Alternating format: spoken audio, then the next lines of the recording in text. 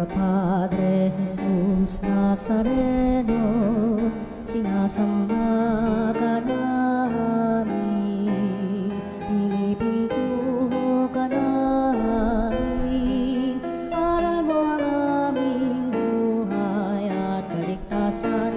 Nuestro Padre Jesús Nazareno, iligtas mo kami sa kamatayan. Ang krus mong pinamatayan ay sagisag ng aming kaligtasan. Nuestro Padre Jesús Nazareno, dinarangal ka namin. Nuestro Padre Jesús Nazareno, inulwalhati ka namin. Nuestro Padre Jesús Nazareno, inarangal ka namin. Nuestro Padre Jesús Nazareno, inulwalhati ka namin.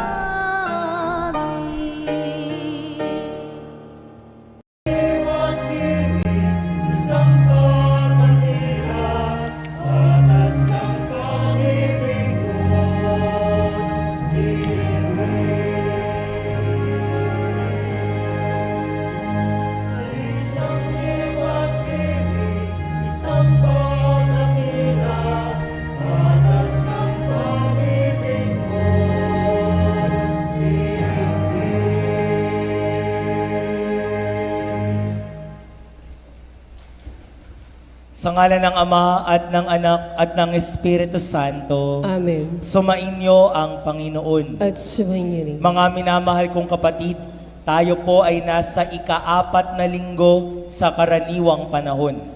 At upang tayo'y mas maging marapat gumanap sa ating pagdiriwang, aminin muna natin ang ating mga kasalanan. Tayo pong lahat inaamin ko sa makapangyarihang Diyos at sa inyo mga kapatid, na lubha akong nagkasala sa isip, sa salita at sa gawa at sa aking pagkukulang. Kaya isinasamo ko sa mahal na Birheng Maria, sa lahat ng mga anghel at mga banal, at sa inyo mga kapatid, na ako'y panalangin sa Panginoong ating Diyos. kaawaan tayo ng makapangyarihang Diyos. Patawarin tayo sa lahat ng ating mga kasalanan, patnubayan tayo hanggang sa buhay na walang hanggan. Amen.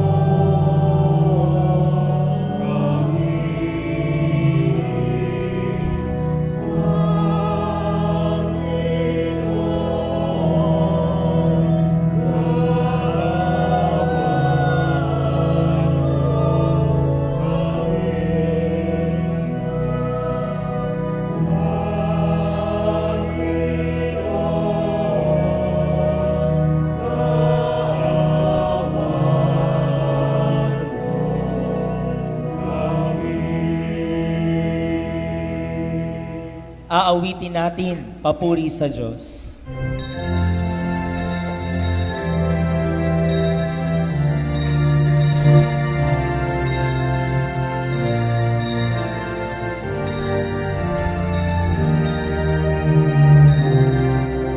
Papuri sa Diyos.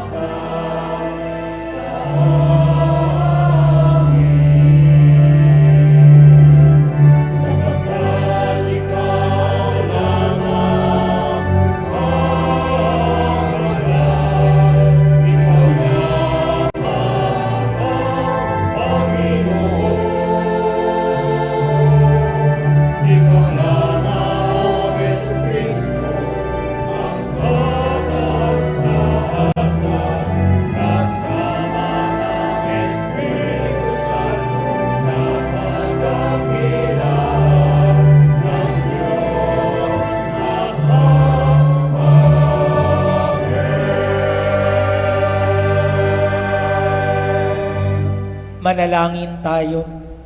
Ama naming makapangyarihan, ipagkaloob mong kami makasamba sa iyo ng may loobing taimtim na totoo.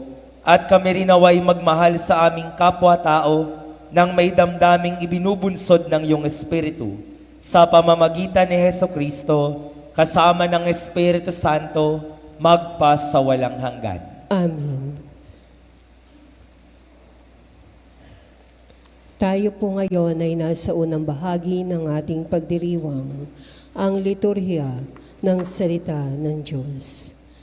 Sa unang pagbasa, inaanyayahan ni Propeta Sophonias ang mga mapagkumbaba upang hanapin ng Panginoon, yamang ipinangangako ng Panginoon ang maunlad at panatag na buhay sa sinumang hihingi ng saklolo sa Kanya. Ang salita ng Diyos mula sa aklat ni Propeta Sophonias. Hanapin ninyo ang poon, kayong mapagpakumbaba, kayong gumaganap ng kaniyang kautusan. Hanapin ninyo ang katuwiran at iyon ang iyong gawin. Baka sakaling kayo ay patawarin at iligtas sa araw ng kaniyang poot. At ang iiwan ko roon ay mga taong mapagpakumbaba, nalalapit sa akin upang pasaklolo.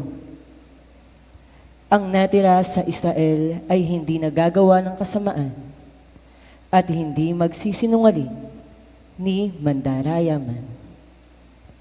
Uunlad ang kanilang buhay at magiging panatag at wala silang katatakutan. Ang salita ng Diyos. Salamat sa Diyos.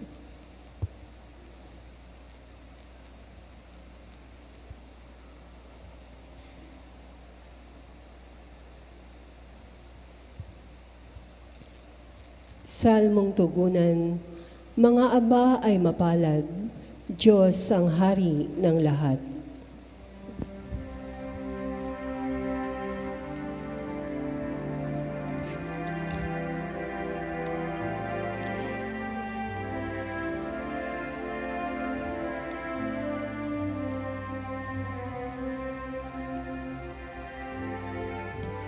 Mga abay mapalad,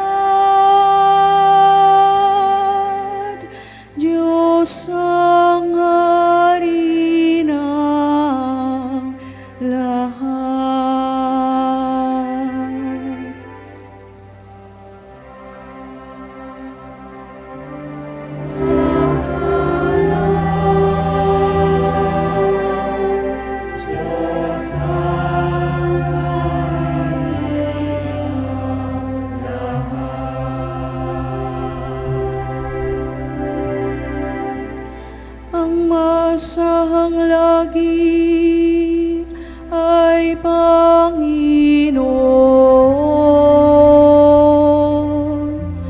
panig sa napi,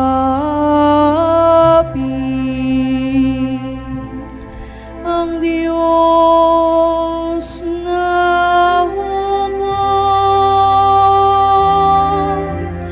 may pagkaing handa sa nangagugutom.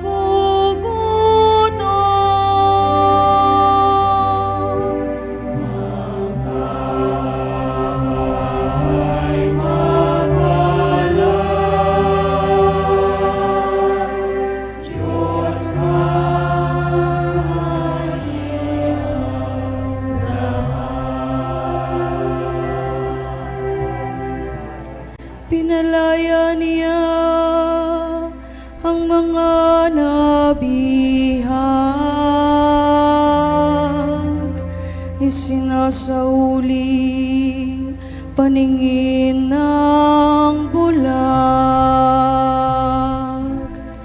Lahat ng inapi ay tinatas,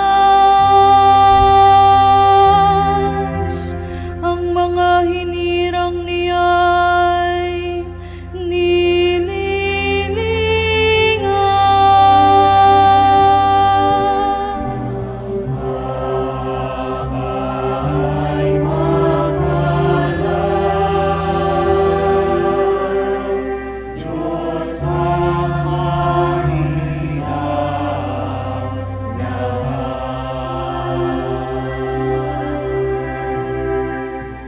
Isinanggalang ang mga dayuhan, sa lupain nila'y doon tumatahan. Tumutulong siya sa balot ulila, masamang balangkas pinipigil niya.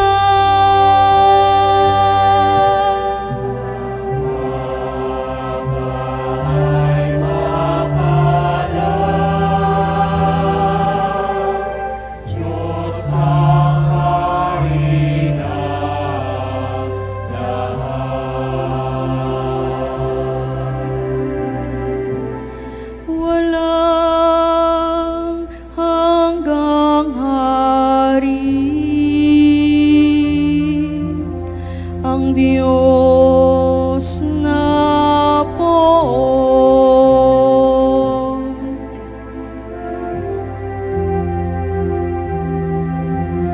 Nabubuhay lagi ang Diyos mo, Sion.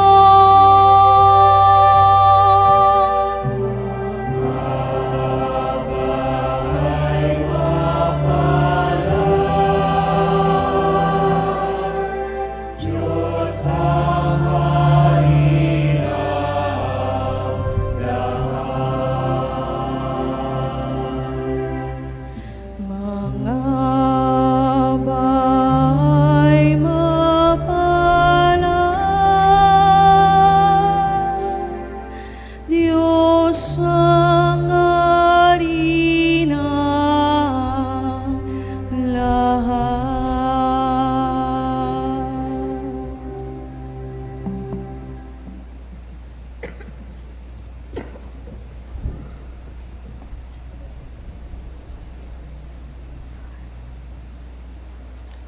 Sa ikalawang pagbasa, itinuturo ni San Pablo na walang maaaring mamalaki sa harapan ng Diyos. Sa halip, ang Diyos lamang ang maaari nating ipagmalaki sa harapan ng mga tao. Ang salita ng Diyos mula sa unang sulat ni Apostol San Pablo sa mga taga-Korinto. Mga kapatid, alalahanin ninyo ang inyong katayuan nang kayo'y tawagin ng Diyos. Iilan lamang sa inyo ang sa paningin ng sanlibutan ay marunong, makapangyarihan at maharlika. Subalit, pinili ng Diyos ang sa palagay ng sanlibutan ay kahangalan upang hiyain ang marurunong at ang mahihina sa turing ng sanlibutan upang hiyain ang malalakas. Pinili niya ang mga itinuturing na hamak, walang halaga at walang kabuluhan sa sanlibutang ito upang pawalang halaga ang mga itinuturing na daghila ng sanlibutan. Kaya't walang maaaring mapagmalaki sa harapan ng Diyos. Sa Kanya mula ang ating pakikipag-isa kay Kristo Jesus na ginawang karunungan natin. Sa pamamagitan niya, tayo'y pinawalang sala ng Diyos, pinapaging banal at iniligtas. Kaya nga, tulad ng nasasabi sa kasulatan, ang Panginoon ang dapat ipagmalaki ng may ibig magmalaki. Ang salita ng Diyos. Salamat sa Diyos. Sa mabuting balita, ipinakikilala ni Jesus ang mga tunay na mapalad. Silang walang inaasahan, kundi ang Diyos. Tayo po'y magbigay galang sa mabuting balita ng Panginoon.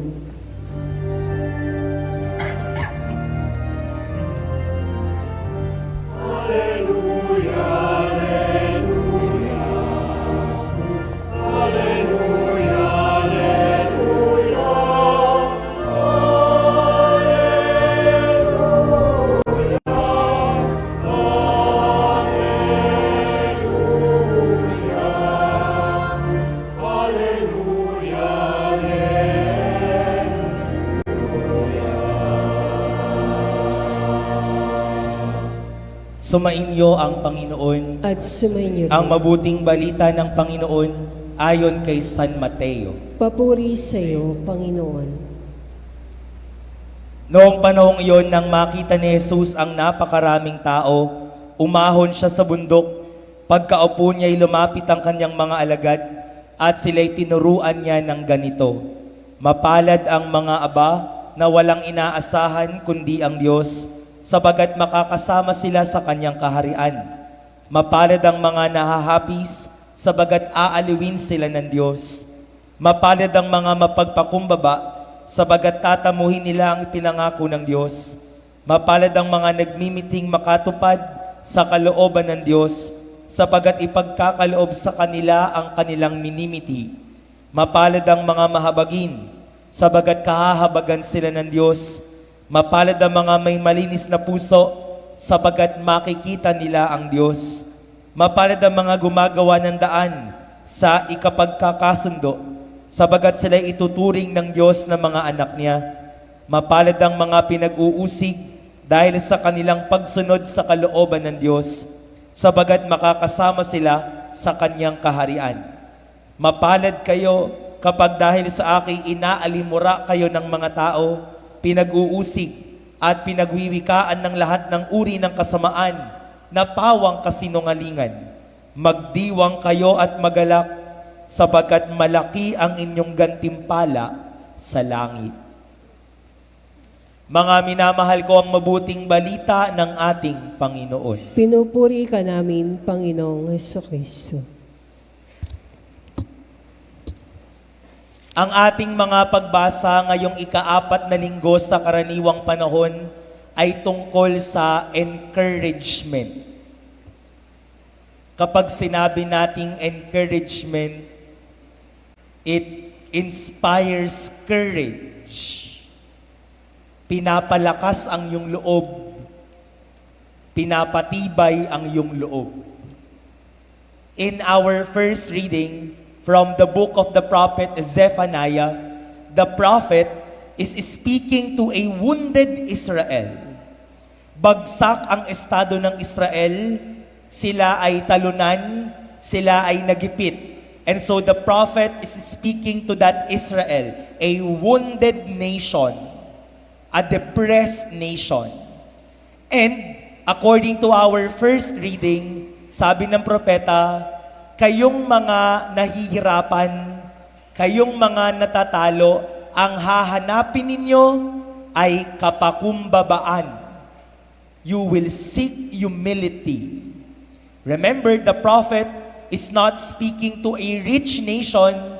He is speaking to an oppressed nation sa isang bansa na talunan. And yet, kahit kami talunan, ang sabi ng propeta, ang sabi ng Panginoon, sa pamamagitan ng propeta, ang hanapin namin ay pagpapakumbaba. Anong ibig sabihin nun? Sapagkat yung mga talunan, yung mga bigo, at mapagpakumbaba pa, wala nang papansin sa'yo. Talunan ka na, bigo ka na. Di ba ang pinapansin lang naman natin, ang pinapalakpakan natin, yung meron sa buhay. Kaya nga dikit tayo ng dikit sa mga meron. Ang ina-appreciate natin, yung may mga napapala tayo. Pero yung talunan, ba't kita pupuntahan? Yung bigo, ba't kita pupuntahan? Tapos mababang loob pa, talagang inilagay ka na sa posisyon na wala ka nang maipagyayawang, wala ka nang maipagmamalaki. At dahil sila'y bigo, ang tingin ng ibang bansa sa Israel, walang kwenta, walang halaga. And so, through the prophet Zephaniah, the Lord is telling the Israelites, wala man kayong halaga sa mata ng iba, mahalaga kayo sa aking mga mata. Minamaliit man nila kayo, talunan man kayo, bigo man kayo para sa kanila, sa akin, you are not overlooked. Imagine, you are depressed, you are a loser, a sore loser, and you will hear words like, mahalaga ka sa akin. Are you not encouraged? Will you not be encouraged? Naisip ko na agad at na-imagine ko, nung narinig yun ng mga Israelita, lumakas ang kanilang kalooban. In our second reading today, from the first letter of St. Paul to the Corinthians, sabi ni St. Paul sa mga taga-Korinto, akala nyo ba ang pinili ng Diyos ay yung mga mahaharlika lang? Yung mga magagaling lang? Hindi. Ang pinili ng Diyos, yung mga hamak, yung mga walang halaga, yung mga hindi pinapansin. And so imagine, upon hearing the words of St. Paul, you are a Corinthian and you feel worthless and you feel unworthy, and you hear St. Paul telling you, ang pipiliin ng Diyos ay hamak, ako yun ah. Ang pipiliin ng Diyos ay yung walang halaga, makaka-relate ka, ako yun. Will you not be encouraged? Hindi ba't lalakas ang loob mo? Sabagat ang pinipili pala ng Panginoon, at hindi lang to pang Corinthians, the Lord is speaking to us today. Hindi lang yung maharlika, hindi lang yung mahusay, pati yung hamak. Hamak ako. Pati yung winawalang halaga, winawalang halaga din ako. Yung mga isinasantabi ng lipunan, ako din yun. I am encouraged upon hearing the words of the Lord. Lalakas ang iyong loob. And in our gospel today from St. Matthew, this is the beginning of the Sermon on the Mount. And we begin the Sermon on the Mount with the Beatitudes. Ang mga Beatitudes ay hindi lamang listahan ng kung sino ang pinagpala. Imagine Jesus going to a mountain and He is not preaching to the rich, He is not preaching to the famous, He is not preaching to the powerful. Imagine during that time, upon hearing the words without condemnation, the first words of Jesus is not condemnation. Hindi, malas kayong mga mahihirap. Salot kayong mga mahihirap. Hindi words of condemnation. Imagine you are a follower of Jesus that time, and your current situation, you are poor. And then you will hear the Lord say, "Blessed are the poor." Oh, ako yun na. Yours is the kingdom of heaven. Will you not be encouraged? Imagine ang sitwasyon mo, ikaw ay inaalimura ng mga tao. And then you will hear Jesus saying, "Blessed are those persecuted, for yours is the kingdom." Will you not be encouraged? Narinig mo, ikaw ay hapis na hapis sa dami ng mga hirap sa buhay. You are afflicted with many problems, afflicted with many sicknesses. At maririnig mo sasabihin ng Panginoon, mapalad ang nahahapis, sabagat aaliwin kayo ng Diyos.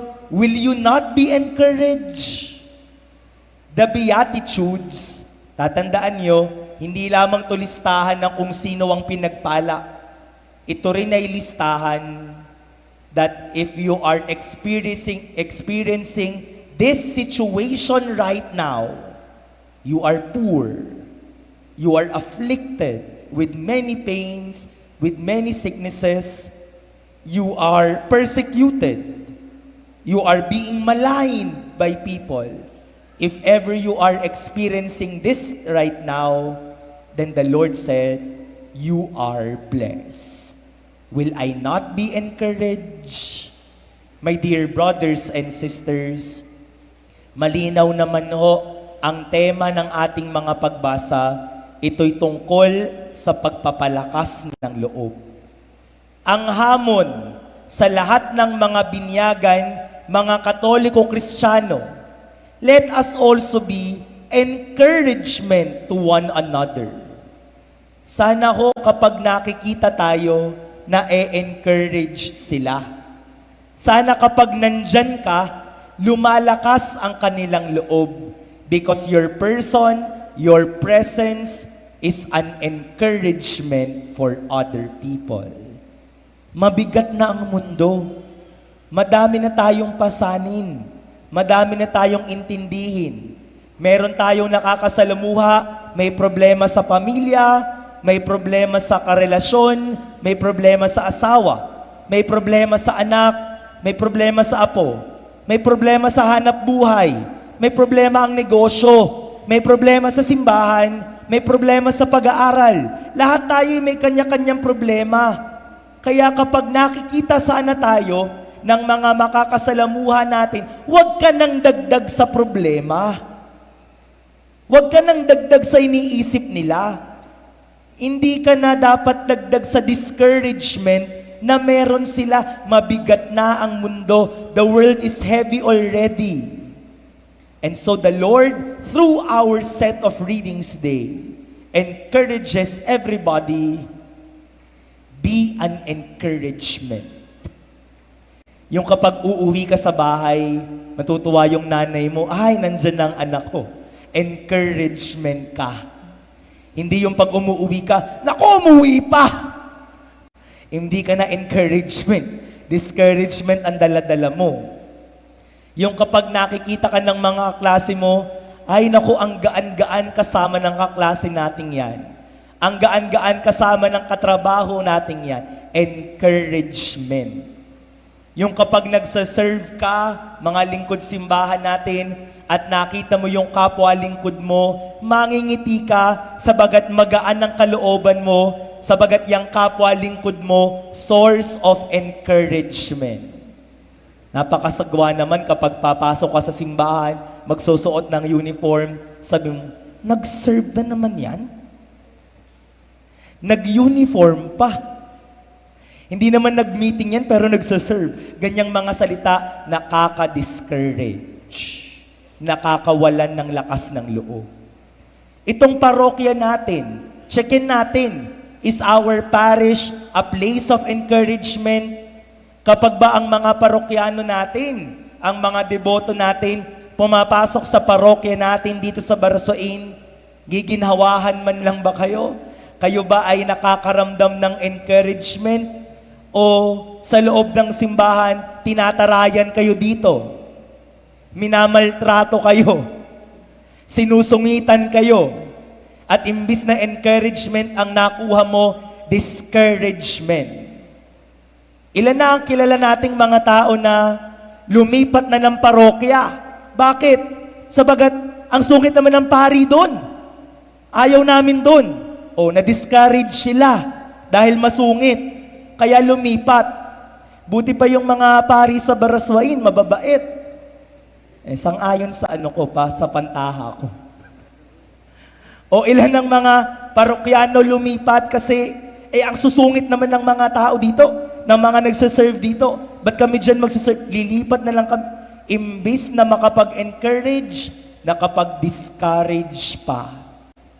Mga minamahal kong kapatid, at hindi naman mahirap at hindi magastos ang mag-encourage. Minsan, simple words of assurances, nakaka-encourage yun.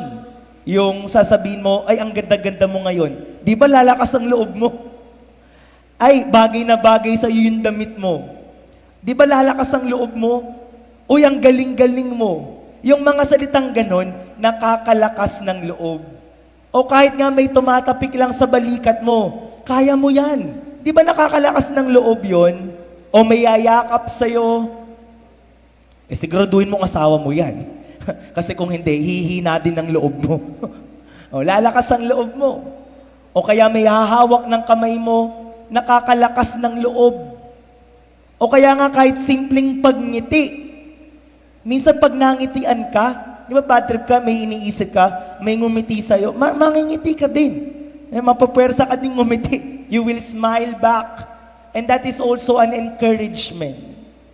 Kaya lang sa simbahan minsan, kapag dito sa simbahan, napakasusungit ng mga nasa loob, no ho. Minsan pag magbigayan kayo ng kapayapaan, yung mga nagsisimba, may kaaway ka ba? Ba't ayaw mong ngumiti? Imbis na encouragement, nakapag-discourage ka pa. O yung mga salita, be careful with your words. Huy, ano ba naman niya ang pangit-pangit sa'yo? Baka pwedeng may tamang panahon, may tamang tono, may tamang oras ng pagsasabi. Lahat ng yan, checkin natin sapagat hindi tayo dapat sources of discouragement. My dear brothers and sisters, the Lord, through our set of readings, through the prophet Zephaniah, are you overlooked by the society? Then the Lord tells through the prophet Isaiah, I will always see you, encouraging. Do you feel unworthy? Do you feel limited? Then the Lord through Saint Paul, sabi niya, kahit yung mga hamak, kahit yung mga winawalang bahala, yan ang pipiliin ko. You are encouraged. Are you poor? Do you have nothing with you? Are you afflicted with many sufferings? Hirap na kayo sa dami ng hirap? Hirap na kayo sa dami ng isipin? Are you being persecuted? Then the Lord through the Beatitudes tells us, blessed are you if you are experiencing those right now. Very encouraging. And if the Lord encourages us, the challenge is, be an encouragement to other people. I hope somebody is thankful for your presence. Somebody is thankful for your person because you are an encouragement to them. Amen.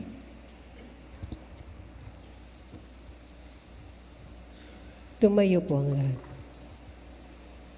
Ipapahayag ang pananampalataya, sumasampalataya ako. Sa Diyos sa mga makapangyarihan sa lahat, na may gawa ng langit at lupa, sumasampalataya naman ako kay Jesucristo, ang isang anak ng Diyos, Panginoon nating lahat, nagkatawan tao siya, lalang ng Espiritu Santo, pinanganak ni Santa Maria ang Birhen, pinagpakasakit ni Poncio Pilato, ipinako sa krus, namatay, inilibing, nanaog sa kinaroroonan ng mga yumao, nang may 3 araw na buhay na maguli, umakyat sa langit, naluklok sa kanan ng Diyos sa mga makapangyarihan sa lahat. Doon magmumula paririto at maghuhukom sa nangabuhay at namatay na tao. Sumasampalataya naman ako sa Diyos Espiritu Santo, sa banal na simbahang katolika, sa kasamahan ng mga banal, sa kapatawaran ng mga kasalanan, sa pagkabuhay na maguli na ng matay na tao, at sa buhay na walang hanggan. Amen. Sa bawat panalangin ating itugon, Panginoon, ibilang kami sa mga mapapalad sa iyong kaharian. Panginoon, ibilang kami sa mga mapapalad sa iyong kaharian. Upang hanapin ng simbahan ang pagiging mapalad sa kaharian ng langit sa pamamagitan ng pagdamay sa mga itinakwil ng lipunan. Dumalangin tayo sa Panginoon. Panginoon, ibilang kami sa mga mapapalad sa iyong kaharian. Upang ang mga namumuno sa bansa ay maging tagapaghatid ng kapayapaan. Dumalangin tayo sa Panginoon. Panginoon, ibilang kami sa mga mapapalad sa iyong kaharian. Upang ang mga nagugutom at nauuhaw sa katarungan ay makatagpo sa ating pamayanan ng tagapagtanggol at kanlungan. Dumalangin tayo sa Panginoon. Panginoon, ibilang kami sa mga mapapalad sa iyong kaharian. Upang yaong mga hinahamak at pinag-uusig dahil kay Kristo ay maging matatag dahil sa pagpapahayag ng mabuting balita tungo sa buhay na marangal at matapat. Dumalangin tayo sa Panginoon. Panginoon, ibilang kami sa mga mapapalad sa iyong kaharian. Upang tayo na nagdiriwang ng Eucharistia ay buong pusong maglingkod sa Diyos sa pagtulong sa mga nahahapis, pinag-uusig at mga aba. Dumalangin tayo sa Panginoon. Panginoon, ibilang kami sa mga mapapalad sa iyong kaharian. Upang ang mga yumao ay maging mapalad na mapabilang sa kaharian ng Diyos. Dumalangin tayo sa Panginoon. Panginoon, ibilang kami sa mga mapapalad sa iyong kaharian. Sa katahimikan, ilapit natin sa Panginoon ang ating mga pangangailangan.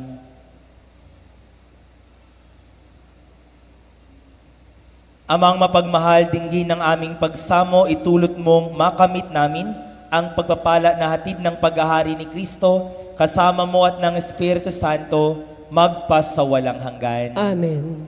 Tayo po ngayon ay nasa ikalawang bahagi ng ating pagdiriwang, ang liturhiya ng Eucharistia.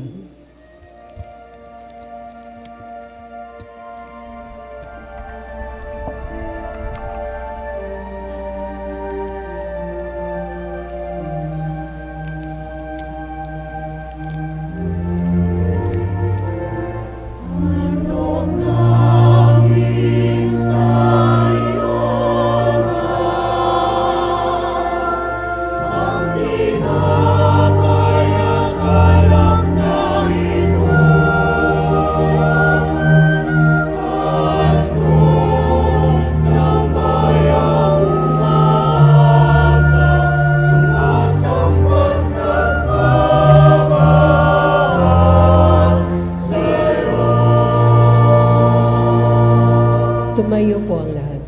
Manalangin kayo mga kapatid upang ang paghahain natin ay kalugdan ng Diyos amang makapangyarihan. Tanggapin nawa ng Panginoon itong paghahain sa iyong mga kamay, sa kapurihan niya at karangalan sa ating kapakinabangan at sa buong sambayanan niyang banal. Ama naming lumikha, ang mga alay na ngayon aming inihahanda sa hapag na ito ng iyong dambana ay yung tanggapin at gawaran ng pagpapala upang mapagsaluhan namin ng kaligtasan mong ginawa sa pamamagitan ni Hesukristo, kasama ng Espiritu Santo, magpas sa walang hanggan. Amen. Sumayin niyo ang Panginoon. At sumayin niyo Itaas sa Diyos ang inyong puso at diwa. itinaas na namin sa Panginoon. Pasalamatan natin ang Panginoong ating Diyos. Marapat na siya ay pasalamatan. Ama naming makapangyarihan, tunay ngang marapat na ikaw ay aming pasalamatan.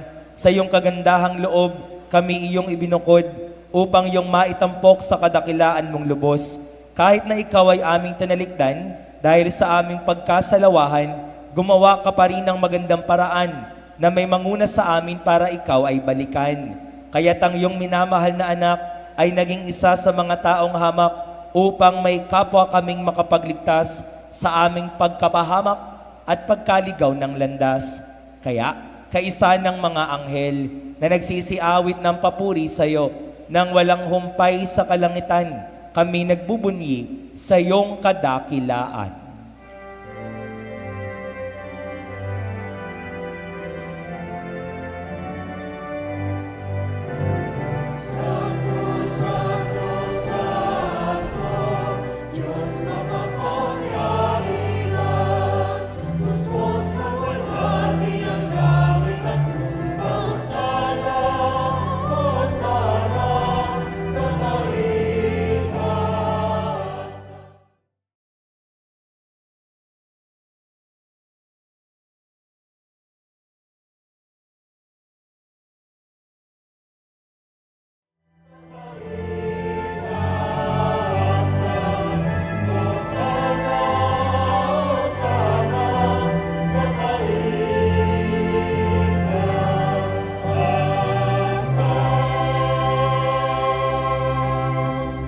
Ama naming banal, ikaw ang bukal ng tanang kabanalan, kaya't sa pamamagitan ng iyong Espiritu, gawin mong banal ang mga kaloob na ito upang para sa aming maging katawan at dugo ng aming Panginoong Jesucristo.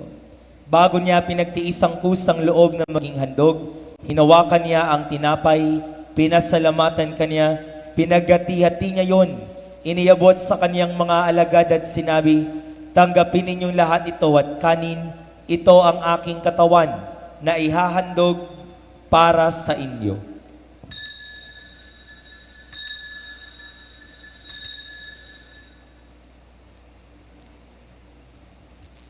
Gayun din naman, noong matapos ang hapunan, hinawakan niya ang kalis, muli kanyang pinasalamatan, iniyabot niya ang kalis sa kanyang mga alagad at sinabi, "Tanggapin ninyo lahat ito at inumin.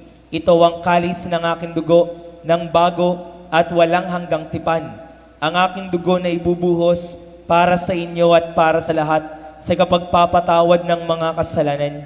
Gawin ninyo ito sa pag-alaala sa akin."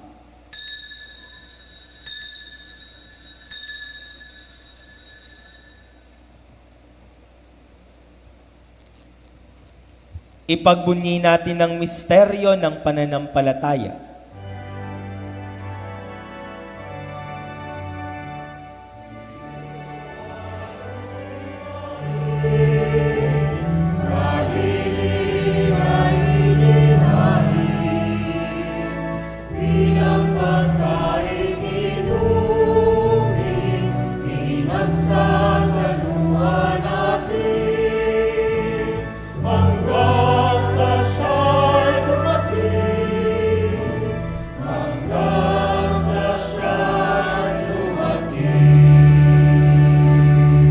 Ama, ginagawa namin ngayon ang pag-alaala sa pagkamatay at muling pagkabuhay ng iyong anak.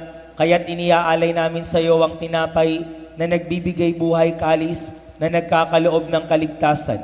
Kami nagpapasalamat dahil kami iyong minarapat na tumayo sa harap mo para maglingkod sa iyo. Isinasamo namin kaming magsasalo-salo sa katawan at dugo ni Kristo ay mabuklod sa pagkakaisa sa pamamagitan ng Espiritu Santo. Ama, lingapin mo ang iyong simbahang laganap sa buong daigdig. Puspusin mo kami sa pag-ibig kaisa ni Leon na aming Papa, Dennis na aming Obispo, at ng Tanang Kaparian. Alalahanin mo rin ang mga kapatid naming nahimlay nang may pag-asang sila'y muling mabubuhay, gayon din ang lahat ng mga pumanaw. Kaawaan mo sila't patuloyin sa iyong kaliwanagan. Kaawaan mo at pagindapating kaming lahat na makasalo sa iyong buhay na walang wakas. Kaisa ng mahal na Birheng Maria, Ina ng Diyos, ni San Jose, kanyang kabiyak ng puso, kaisa ng mga apostol, ni San Juan Bosco, at ng lahat ng mga banal na namuhay sa daigdig ng kalugod-lugod sa iyo, maipagdiwang nawa namin ang pagpupuri sa ikararangal mo sa pamamagitan ng iyong anak na aming Panginoong Hesukristo. Sa pamamagitan ni Kristo, kasama niya at sa Kanya, ang lahat ng parangal at papuri ay sa iyo, Diyos Amang makapangyarihan, kasama ng Espiritu Santo, magpa sa walang hanggan.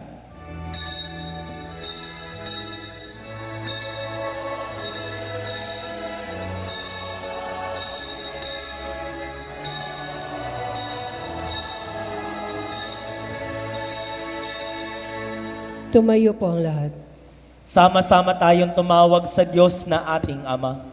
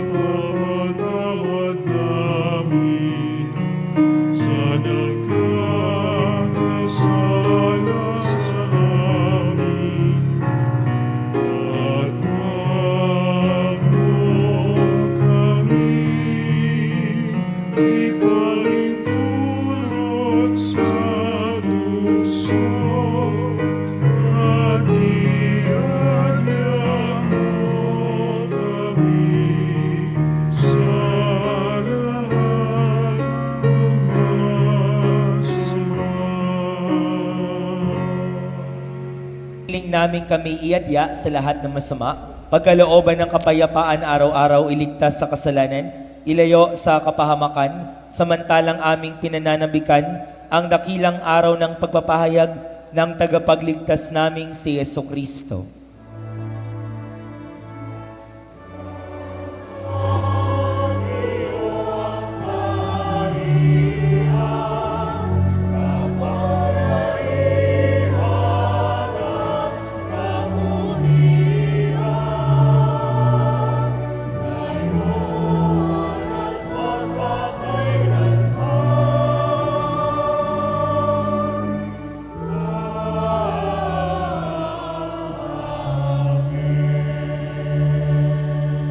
Panginoong Jesucristo, sinabi mo sa iyong mga apostol, kapayapaan ang iniiwan ko sa inyo, ang aking kapayapaan ang ibinibigay ko sa inyo. Tunghayan mo ang aming pananampalataya at wag ang aming mga pagkakasala. Pagkalooban mo kami ng kapayapaan at pagkakaisa ayon sa iyong kalooban, kasama ng Espiritu Santo, magpasawalang hanggan. Amen. Ang kapayapaan ng Panginoon ay palaging sumainyo. At sumainyo rin. Magbigayan kayo ng kapayapaan sa isa't isa.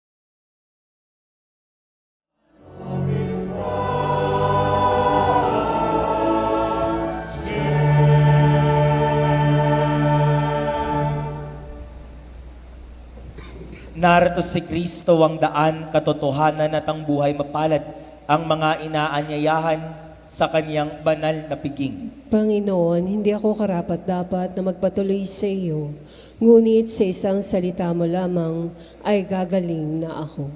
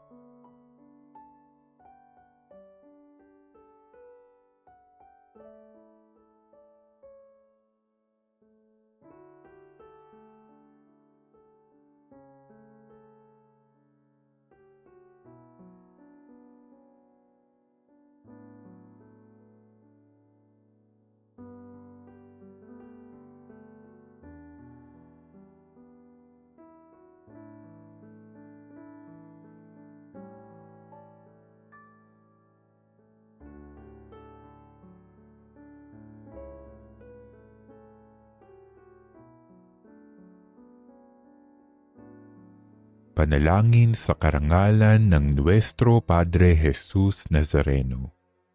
O Jesus Nazareno, katamis-tamisan naming manunubos, sa harap mo ngayon naririto kami't nangangayupapa at nagsisisi ng taos-puso sa aming pagiging walang turing sa iyo at paglimot sa di mabilang na mga biyaya mo, lalong-lalo na yaong mahalagang biyaya ng pagtutubos. Dinaramdam namin at pinagsisisihang labis, Panginoon ko, ang pagkakasala namin sa iyo. Ikinalulungkot namin ang pagiging dahilan ng pagpapasan mo ng krus na iyan sa gitna ng mga hirap at kapaitan, hanggang sa inihandog mo ang iyong buhay sa bundok ng Kalbaryo, sa pagkaibig mo lamang na matubos kami at ang sangkatauhan mula sa sala. Pakabanalin mo, O Panginoon, ang aming pagnanais at ipagtanggap mo sa amin ang iyong biyaya. Maging tagapamagitan nawa ang iyong ina, ang kalinis-linisang Birheng Maria.